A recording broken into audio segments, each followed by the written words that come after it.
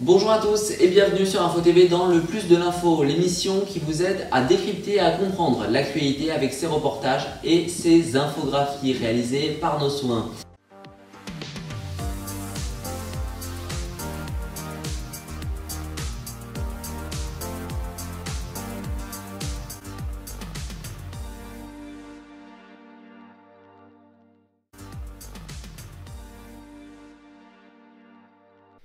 C'était il y a 20 ans, jour pour jour, le World Trade Center cible d'attaque 20 ans après, c'est en septembre 2001. On vous raconte comment tout cela s'est déroulé. Retour sur les tragiques événements du 11 septembre avec ce reportage d'Hugo Petitjean.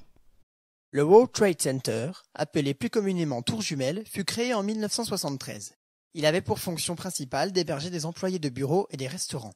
Avant la terrible attaque de septembre 2001, les Tours Jumelles avaient été victimes de 2 autres incidents. Le premier fut un incendie, 2 ans après l'inauguration. Suivi du premier attentat, en 1993, un camion chargé de 680 kg d'explosifs se désintégra dans le parking souterrain de la Tour Nord. Le bilan, 6 morts et 1042 blessés. Au total, 6 islamistes furent enfermés à perpétuité pour leur implication dans l'attentat. Mais le plus gros fait à déplorer fut le 11 septembre 2001. 8h43, tout est calme quand un premier avion de la compagnie American Airlines s'écrase sur la Tour Nord. À ce moment, panique. Personne ne sait ce qui est en train de se passer. Un incendie? Un accident? 10 minutes plus tard, à 9h01, alors que la panique gagne encore, un deuxième avion s'écrase sur la tour sud. À cet instant précis, plus de doute, c'est une attaque terroriste. Les habitants commencent à courir partout, tandis que les employés des 2 tours évacuent lentement. Les tours mesurant 415 mètres de hauteur, personne, aux étages inférieurs, ne se doute de ce qui vient de se passer au-dessus de leur tête. Les pompiers ont ordre de monter dans la tour pour faire évacuer le personnel. À ce moment-là, les autorités comprennent qu'il n'y a plus rien à faire pour sauver la tour.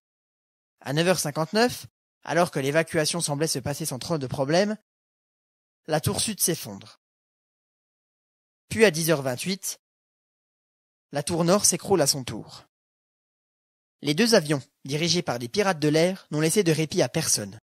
343 pompiers et 23 policiers sont décédés dans cet attentat suicide, commandité par Oussama Ben Laden.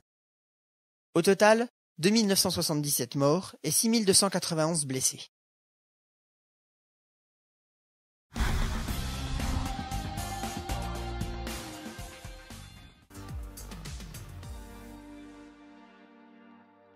Ce jeudi après-midi, c'était l'hommage national à Jean-Paul Belmondo, à Bébel, comme l'appellent ses plus fans spectateurs.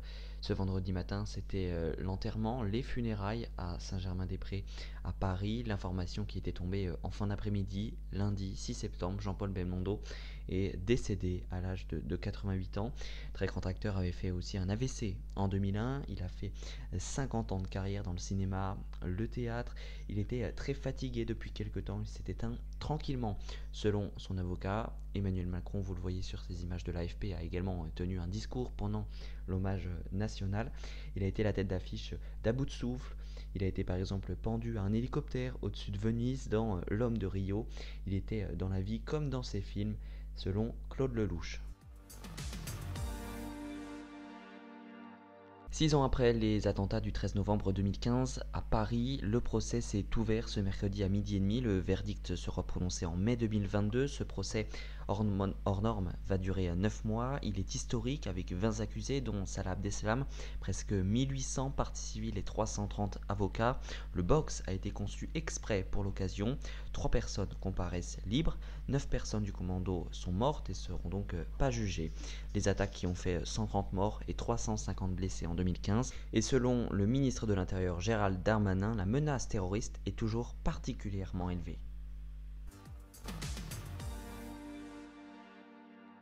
C'est devenu une habitude, on vous parle du Covid-19 dans le plus de l'info. Où en sommes-nous? On fait le point avec du mieux pour cette rentrée et des sanctions pour les récalcitrants au pass sanitaire qui vont bientôt arriver. D'ici le 30 septembre, il faudra que les 12-17 ans présentent un pass sanitaire. Pour l'instant, ils en sont exemptés. Les chiffres de la pandémie de Covid semblent se stabiliser en France.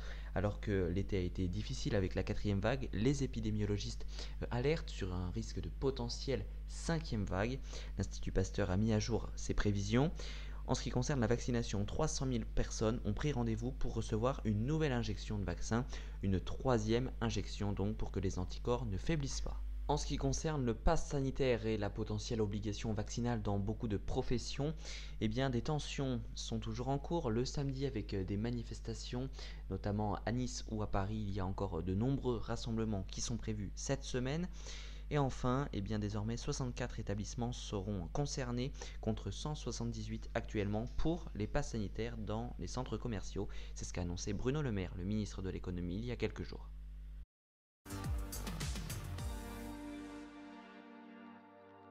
C'est la fin de cette émission, merci à tous de l'avoir suivi. N'hésitez pas à nous rejoindre sur nos réseaux sociaux, @groupeinfotv pour l'actualité en continu sur notre compte Twitter et sur Instagram, les exclusivités mais également les informations importantes et coulisses, @groupeinfotv également.